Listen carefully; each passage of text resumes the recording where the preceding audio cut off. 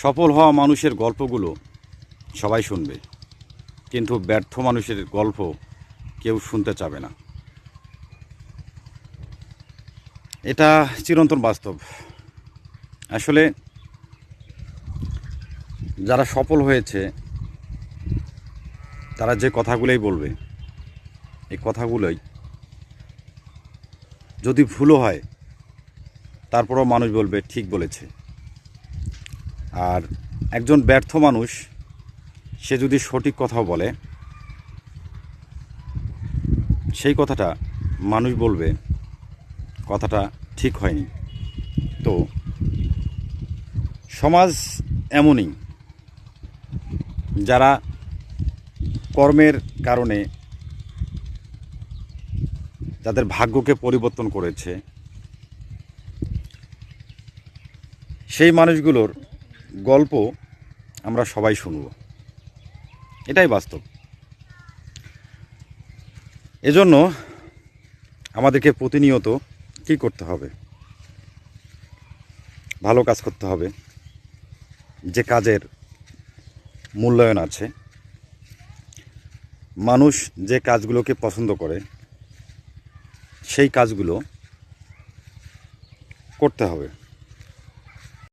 এজন্য নিজেকে এমনভাবে গঠন করতে হবে যা পিছনে ফিরে তাকার মতো সময় না থাকে। আসলে এই ভুলগুলো আমরা নিজেরাই করছি। আমরা বুঝে না বুঝে অহেতুক সময় নষ্ট করছি। আমাদের মূল্যবান সময়গুলো হারিয়ে গেলে আমরা কিন্তু আর কখনো ফিরে পাবো না। এজন্য সময়ের মূল্য দিতে হবে, সময়কে কাজে লাগাতে হবে। তবেই একজন মানুষ তার গন্তব্য স্থানে পৌঁছতে পারবে, সেই লক্ষ্য অর্জন করতে পারবে। আর বর্তমানে যারা যারা অলস তারা এই সমাজে তারা অনেক অবহেলিত। কারণ অলস যারা, তারা কখনো ভালো কিছু করতে পারে না, অনেকেই পরনির্ভরশীল হয়। এজন্য কারো পর নির্ভরশীল হবেন না, নিজেকেই তৈরি করার চেষ্টা করুন। আপনি আপনার নিজেকে কিভাবে তৈরি করবেন, এজন্য আপনাকে অবশ্যই কঠোর পরিশ্রম করতে হবে। আপনার ভালো চিন্তা ভাবনাকে কাজে লাগাতে হবে।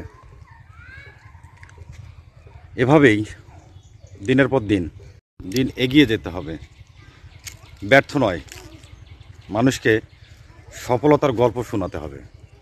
এজন্য আমাদের যে করণীয়, যে কাজগুলো আমরা দৈনন্দিন করি, সেই কাজগুলো আরও বেশি বাড়িয়ে দিতে হবে। তাহলে ইনশাআল্লাহ একটা মানুষ খুব তাড়াতাড়ি সফল হতে পারবে। সবাইকে ধন্যবাদ।